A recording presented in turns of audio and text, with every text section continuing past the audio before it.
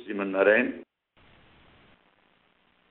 కన్యాభరణి సంజాతం వాధూల కులభూషణం శ్రీరంగార్య గురో పుత్రం శఠగోపమహం భజే. అస్మత్ గురుభ్యో నమః. జై శ్రీమన్నారాయణ.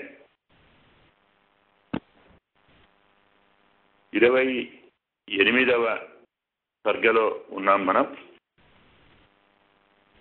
సీతామ్మవారి యొక్క నిర్వేదాన్ని, ఆవేదనను, బాధను చెప్పుకుంటున్నాం. ఆమె నేను చేసిన వ్రతాలు, నేను చేసిన నియమాలు, నేను ఆచరించినటువంటి ధర్మాలు, నా పాతివ్రత్యం ఇవన్నీ వ్యర్థమయ్యాయి అని బాధపడుతుంది. మనం కూడా అంతే కదా. ఏదైనా పని చేసినప్పుడు అవి కాకుంటే, సఫలం కాకుంటే, అడ్డంకులు వస్తుంటే, మాటి మాటికి ఇబ్బందులు వస్తుంటే, ఇన్ని పూజలు చేశాను, ఇన్ని ధర్మాలు చేశాను, ఇన్ని వ్రతాలు ఆచరించాను, నాకేమైంది గనక, స్వామి ఏం చూశాడు గనక, నా పరిస్థితి ఏంటి, నేను చేసిందంతా ఏమైంది అని మనం ఆచరించిన ధర్మం మీద నింద వేస్తాం. సీతమ్మ అదే పనిచేస్తున్నది. అనన్య దైవత్వం ఇయం క్షమాచ భూమోచశయ్య నియమస్య ధర్మే పతివ్రతాత్వం విఫలం మేదం కృతం కృతజ్ఞేశ్వర మనుషాణం. కృతజ్ఞులైనటువంటి మానవుల విషయంలో ఎలా చేసినది వ్యర్థమవుతుందో, నా పతివ్రతాత్వం కూడా అలాగే వ్యర్థమైంది. ఏం చేశాను? అనన్య దైవత్వం అంటే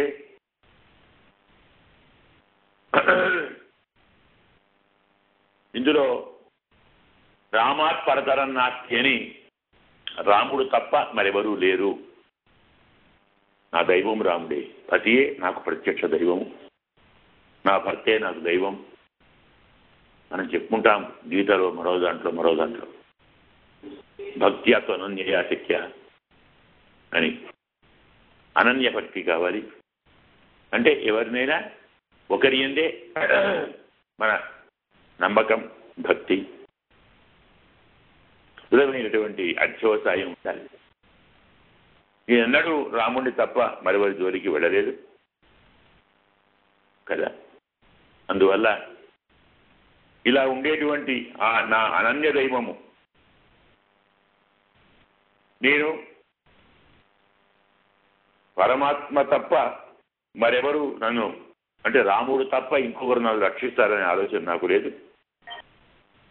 నన్ను రక్షించేటువంటి వాడు ఒకడే, స్వామి రామచంద్రుడే. అందువల్ల మనం నారాయణ ఉపాగమత్ సహపత్న్యా విచారాక్ష్య నారాయణ ఉపాగమత్ అని మనకు అయోధ్యాకాండలో రామ పట్టాభిషేక సమయంలో అవన్నీ చెప్తారు కదా. అదే రీతిలో ఆ నారాయణుని తప్ప మరెవరిని నేను ఆశ్రయించలేదు. కాబట్టి నారాయణం మాత్రమే ఆరాధిస్తున్నాను.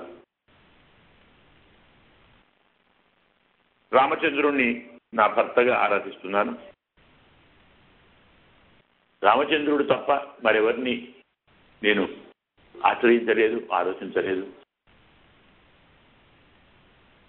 అందువల్ల నా ఈ అనన్య దైవత్వము, అలాగే ఇయం క్షమాచ అంటే ఇంతకాలం ఇలా ఇంత ఒరుకు పట్టుకుంటున్నాను, రావణాసురుడు ఇన్ని మాటలు మాట్లాడుతున్నా, రాక్షసుడు నన్ను ఇంతగా దూషిస్తున్నా, హింసిస్తున్నా, బాధిస్తున్నా, బెదిరిస్తున్నా, చంపుతాము, నరుకుతాము, నీ శరీరాన్ని మాంసం ముక్కలు చేస్తాము, ఇలా మద్యంతో కలుపుకొని తినేస్తాము, ఎంత భయంకరంగా మాట్లాడారండి. ఎన్ని రకాల హింసలు పెట్టారు. అయినా అన్నీ క్షమించాను, అన్నీ సహించాను. అన్నీ ఓర్చాను. మరి ఈ ఓర్పు కూడా వ్యర్థమైందా?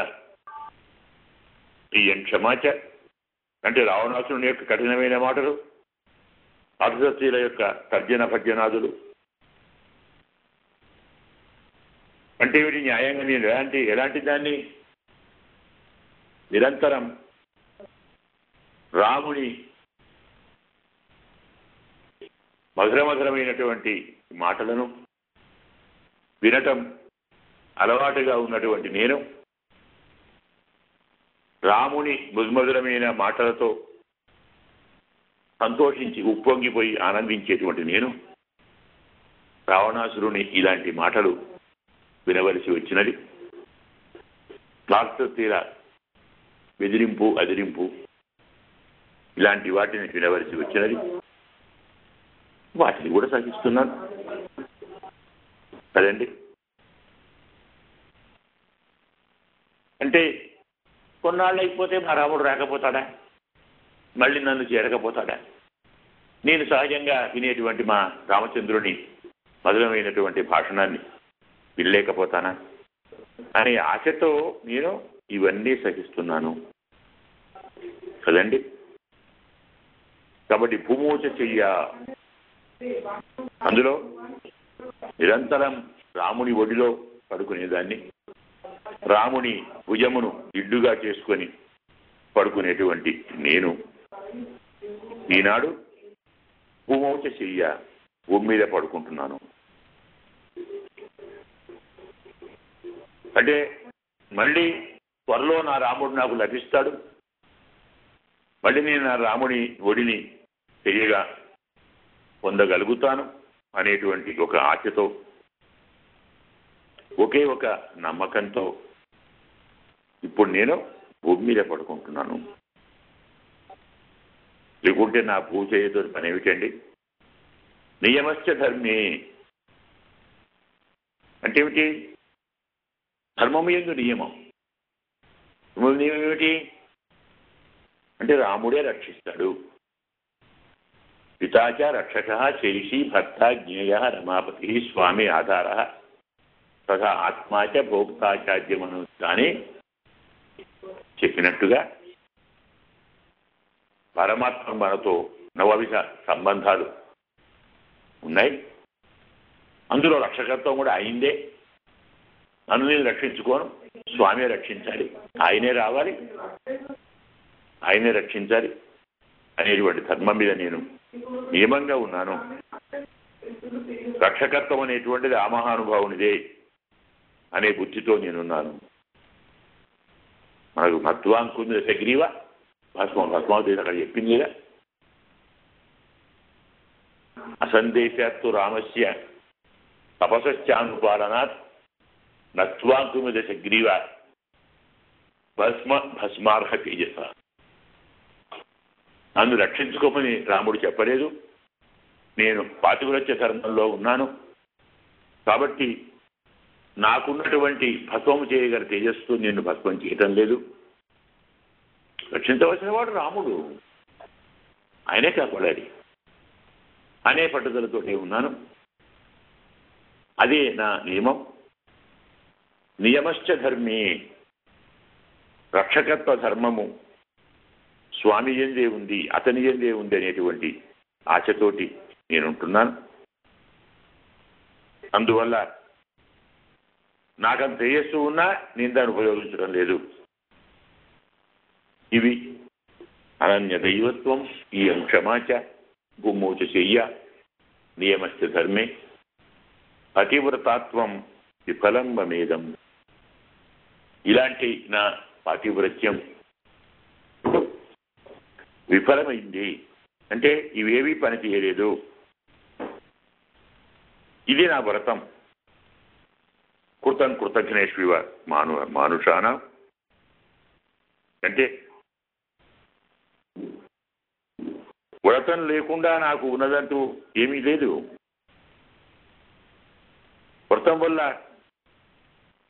కొత్తగా నేను పొందినటువంటిది ఏం లేదు. ఇది పతివ్రతమేవా అంటే పతివ్రత అంటే మనం భర్త ఒక్కడే, అతన్నే ఆధారము, అతనే నమ్మకము, అతనే కాపాడాలి, అతనే దిక్కు, అతనే దైవము అని ఈమె భావించట కాకుండా మనకు పత్తివ్రతమేవ వ్రతం యస్య అంటే భర్త ఏ వ్రతం ఉందో అదే వ్రతం నాది.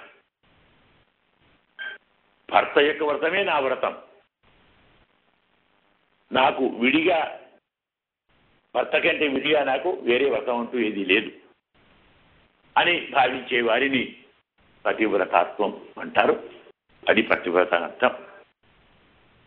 పతి వ్రతమగలది అని ఒక అర్థము, పతివ్రతమే నాకు వ్రతముగా భావించడం ఒక అర్థం. ఇలా రెండు అర్థాలు తీసుకొని ఆ పతివ్రతాత్వం విఫలం మమేదం, నాకిప్పుడు ఇది మోహమాసి. నయంగా పాతివ్రత్యం ఎప్పుడు వ్యర్థం కాదు, సఫలమవుతుంది. సఫలమయ్యేటువంటి పాతివ్రత్యం ఇప్పుడు నాకు వ్యర్థమైంది. న్యాయంగా ఇది వ్యర్థం కాకూడదు. అలాంటి నాకు వ్రతం వ్యర్థమైంది. ఎలాగంటే కృతం కృతజ్ఞేష్వ మానుషాణం ఆత్మానం మానుషం మన్యే రామం దశరథాత్మయం అని రాముడికి మనం మానుషత్వం చెప్పుకుంటాం. అందువల్ల తదితర మానుషాణం మధ్యే కృతజ్ఞేషు కృతం అంటే రాముడి విషయంలో నా కృతం ఎప్పుడూ కృతజ్ఞం కాదు, వ్యర్థం కాదు. రాముడు ఎప్పుడూ కృతజ్ఞుడు కాదు. రాముడు చేసిన దాన్ని ఎప్పుడు మర్చిపోడు. కానీ రాముడి కంటే ఇతరైనటువంటి మానవుల విషయంలో, కృతజ్ఞుల విషయంలో మనం చేసింది ఎలా వ్యర్థమవుతుందో నా పాతివ్రత్యం ఈనాడు ఇలా వ్యర్థమైంది. అంటే ఇలా కావటంలో ప్రధానమైనటువంటి కారణం ఏమిటి అనుకుంటే, దీనికి మూలం ఎవరిదో కాదు, బహుశా నా ఏదో తప్పే కారణమై ఉంటుంది. నేనే ఏదో లోపం చేసి ఉంటాను. తన లోపాన్ని తాను చూసుకోవాలి కదా. తన తప్పును తాను ఒప్పుకున్న వాళ్ళు ఉత్తమ మానవుడు. చేయని తప్పును చెప్పినా కావచ్చేమో, తప్పు చేశానేమో, నాకు అర్థం కాలేనేమో, మిగిలినదేమేమో అని చేయని తప్పును కూడా ఇతరులు చెప్పితే ఒప్పుకునేవారు ఒకరు. అలా కాక చేసినటువంటి తప్పును ఒప్పుకోవడం సరే, కొంతవరకు మంచిది. తనది ఏ తప్పు లేకున్నా తాను దాన్ని చేసినట్టు ఒప్పుకోవడం అనేది మరీ విశేషం.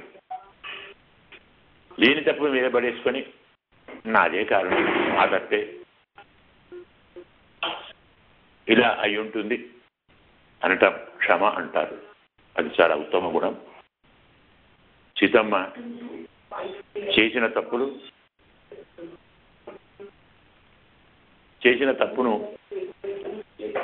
ఒప్పుకోవడం అనేది కొంతవరకు మంచివాడనట్టు లెక్క.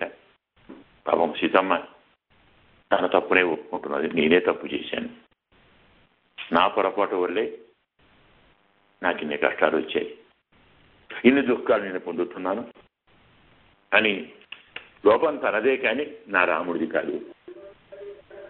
రాముడు ఎప్పుడు తప్పు చేయడు, అతను ఎప్పుడు రక్షించకుండా ఉండడు అని. అంటే మనం లోకంలో ఇలా మాట్లాడటం తప్పన్న విషయం మనకు తల్లి చెప్తున్నది. ఇన్ని పూజలు చేశాను, ఇన్ని గుళ్ళకు వెళ్ళాను, ఇన్ని వ్రతాలు చేశాను, ఇన్ని కానుకలు ఇచ్చాను, ఇన్ని దానాలు చేశాను, ఇన్ని యజ్ఞాలు చేశాను, నాకు దేవుడు ఏం చేశాడు? నన్ను ఎందుకు రక్షించడం లేదు?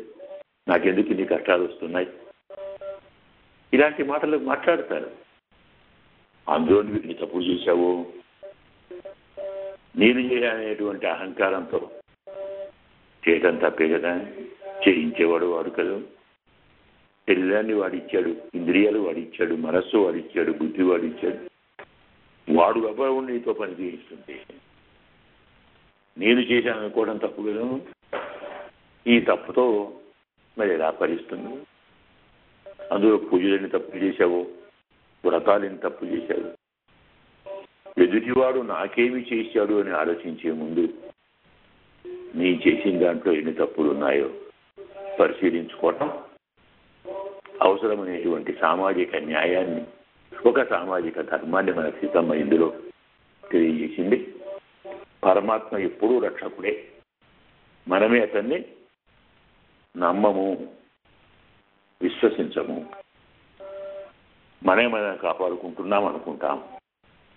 నేను చేయబట్టే నన్ను స్వామి కాపాడుతున్నాడు అనుకుంటాం. ఇది భక్త ధర్మం కాదు, భక్తి మీద నమ్మకం లేని వ్యవహారం అంటారు దీన్ని. అది కూడా తప్పనిసరిగా చెప్పింది.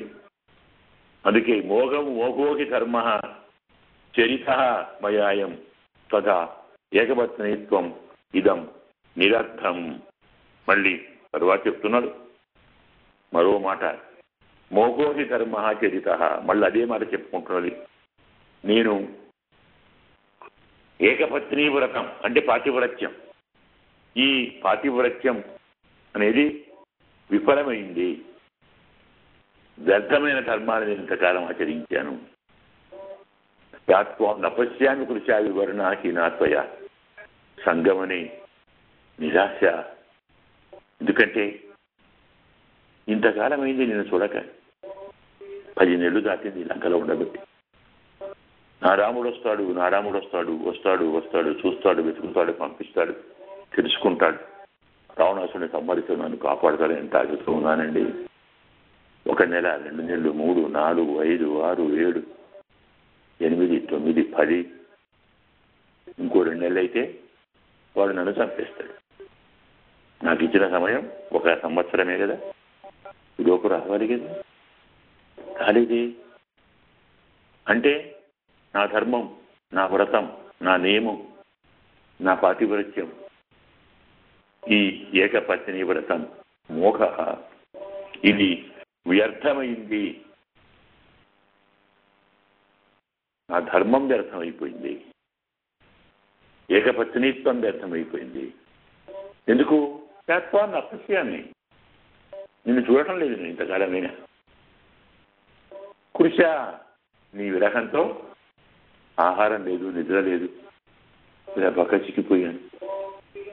వివరణ, ఆ శరీరం యొక్క రంగు కూడా మారిపోయింది, పారిపోయింది. ఆహారం లేకుండా ఎలా ఉంటుంది శరీరం? నిద్ర కూడా ఎలా ఉంటుంది? నిద్ర లేదు, ఆహారం లేదు. దానికి తోడు వీళ్ళంతా ఎదురుగుందంటే ఎవరు? రాక్షస స్త్రీలు. చంపుతాం, కొరుకుతాం, మింగుతాం, నవ్వుతాం, ముక్కలు చేస్తాం, కుప్పలు పెడతాం, మధ్యలో నడుచుకొని తింటాం, మెడకాయ పిసుకుతాం, తలకాయ పిసుకుతాం. ఎంత ఘోరంగా మాట్లాడుతున్నారు. అవన్నీ వింటూ తట్టుకోగలం? ఓ పక్కన పైన ఎదురుగా భయం, లోపల చింత, నిద్ర లేదు, ఆహారం లేదు. ఎలా వివరణ? రంగు మారిపోయింది. ఈనాత్వయ సంగమన, నీతో నీవు లేకుండా ఉన్నాను, నిన్ను కలుస్తాననేటువంటి ఆశ కూడా నాకు పోయింది. ఎప్పుడు వస్తాడు? భయం అయిపోతుంది. బతికుండగా వస్తాడా? రాకముందే చంపుతాడా రావణాసుడు? రామ, నేను ఒకసారి చూడకుండా కావాలి, చచ్చిపోవాలా? ఈ తపన కావాలి. ఆనాడు అజ్ఞానంతో, ఆశతో, మోహంతో, భ్రమతో పరమాత్మ విడిచిపెట్టి సంసారంలోకి వచ్చిన తర్వాత అయ్యో స్వామి, తప్పు చేశానయ్యా, తప్పు చేశాను, రావయ్యా, కాపాడవయ్యా, నన్ను తీసుకొని పోవయ్యా, ఇక్కడ ఉండలేను. ఈ ఇంద్రియాలు, ఈ అవయవాలు, ఈ శరీరము, ఈ అంతఃకరణము, ఈ తోటి మానవులు, ఈ పరిసరాలు, ఈ వాతావరణం బస్కరేను, నేను ఉండలేను. 12తో అయిపోతుంది. 12 నెలలు అంటే బుద్ధి దాకా వస్తే పోతాం. 5 జ్ఞానేంద్రియాలు, 5 కర్మేంద్రియాలు, మనస్సు, బుద్ధి, 12తో అయిపోతుంది. ఇంకేముండదు, వెళ్ళిపోతాను. అందుకే స్వామి రావయ్యా రావయ్యా రావయ్యా. నేను ఎందుకలా అనుకుంటున్నాను, నేను వస్తాను కదా, నేను కాపాడుతానే. ఎక్కడ కాపాడుతావయ్యా, 10 నెలలు అయిపోయింది. తెలుసా నేనేమనుకుంటున్నాను? పితుర్నిదేశం నియమేన కృత్వా వనాన్నివృత్త చరితవృతస్య స్త్రీభిస్తు మధ్య ప్రేక్షణాభి త్వమరంశే విధభయ కృతార్థ. ఇక నీ సంగతి అంటావా? నాన్నగారు ఆజ్ఞ పాలించావు. నాన్నగారు ఏం చెప్పారు? 14 ఏళ్ళు అడిగి ఉన్నారు. 14 ఏళ్ళు అయిపోయింది, అడిగే ఉన్నావు. 14 కాలం ఏం చేస్తావు? అది చెక్కుపోతావు. అయిపోయింది కదా, తండ్రి ఆజ్ఞ అయిపోయింది. వనాన్ని వృత్త, అడవి నుంచి వెనక్కు మడిపోతావు, అవి చెక్కుపోతావు. చరితో వృత్త, నాన్నగారి ఆజ్ఞను పాలించబడతావు. నెక్స్ట్ ఏమిటి? పట్టాభిషేకం. పట్టాభిషేకం చేసుకోవాలంటే భార్య ఉండాలి. ఇంకో అమ్మాయిని పెళ్లి చేసుకుంటావు, ఆమెతో కలిసి పట్టాజ్యం ఉంటావు. నాకు ఏంటి? నేనేం కావాలి? రీపిస్తూ మన్య విపులేక్షణాలని త్వమ్రముచ్యతే. నీవు ఇతర స్త్రీలతో మరో పెళ్లి చేసుకొని, అది విపులేక్షణాది అందులో కూడా చెప్తున్నాడు, విశాలమైన నేత్రములు గల వారితో నీవు ఆనందిస్తుంటావు. వీతభయ కృతార్థ. భయం నీకెక్కడిది? నిన్ను చూసి భయం భయపడుతుంది కదా. నీవు కృతార్థుడవు, అనుకున్న పని చేశావు, తండ్రి ఆజ్ఞను పాలించావు, తండ్రి మాట నిలబెట్టావు, అయిపోయింది. ఇంటికి పోతావు, పెళ్లి చేసుకుంటావు, రాజ్యం పట్టుకుంటావు, హాయిగా ఉంటావు. నాతో నీకేం పని? చమత్కారం చూసారా? పైకి శ్లోకం చూస్తే ఒక సామాన్యమైన స్త్రీ కష్టాల్లో ఉన్నప్పుడు, భర్తకు దూరంగా ఉన్నప్పుడు, భర్త విషయం తెలియనప్పుడు అతను ఏం చేస్తాడులే, నా కోసం ప్రయత్నిస్తాడా, నన్ను అంతగా ప్రేమిస్తున్నాడా, తన పని తాను పూర్తి చేసుకుంటాడు, వెళ్ళిపోతాడు. పక్కన ఉంటే కదా ప్రేమ, ఎదురుగా ఉంటేనే ప్రేమ. ఎక్కడో ఉంటే ప్రేమ ఎందుకు ఉంటుంది? అలాంటి వాళ్ళు ఎందరు ఉండాలి. ఇంట్లో అమ్మాయి దొరుకుతుంది, పెళ్లి చేసుకుంటాడు, హాయిగా ఉంటాడు, నన్ను మర్చిపోతాడు. అంటే నువ్వు సక్సెస్ అన్నమాట. నీ పని బాగుంది, నీ వర్తం పూర్తి అయిపోయింది, నీ ధర్మం పూర్తి అయింది, నీ పాలన పూర్తయింది. మరి నేనేమయ్యాను అనుకుంటాను కదా. ఇక్కడ చమత్కారం ఏంటంటే, స్వామి కూడా ఒక్క జీవుడు దూరం అయితే ఆయనకి ఏమిటంటే కొంప మునిగేది. ఎంతమంది లేదు భక్తులు స్వామిని సేవించేవారు. నీవే కావాలి, నీవే కావాలి, నీవే కావాలని స్వామి యొక్క రాక కోసం, దృష్టి కోసం, కటాక్షం కోసం, దయ కోసం, స్వామి సన్నిధి కోసం పరిధి చాలా మంది ఉన్నారు. అందుకే విపులేక్షణాభి స్త్రీ అన్నాడు. స్త్రీ అంటే జీవుడు, మనం చెప్పుకున్నాం కదా, జీవుడు అందరూ స్త్రీలు, పరమాత్మ మాత్రమే పురుషుడు చెప్పుకున్నాం. కాబట్టి స్త్రీభిస్తుమన్యే విపులేక్షణాభి, ఇతర స్త్రీలతో అంటే ఇతర జీవులతో, నిన్ను కోరేటువంటి వేరే భక్తులతో. ఎలాంటి వారు? నీవు ఎలాంటి వారితో రమిస్తావు? ఎలాంటి వారు నీ దగ్గరికి రాగలుగుతారు? ఎలాంటి జీవులు వస్తారు? విపులేక్షణాది, విశాలమైన పెద్ద పెద్ద కన్నులు కలవారు. మధ్యలో కన్నులు ఎందుకండి వాళ్లకు? ఇంకేం అవసరం లేదా అంటే, మనం చెప్పుకున్నాం శాస్త్రంలో, నేత్రం జ్ఞానమితి ప్రోక్తం.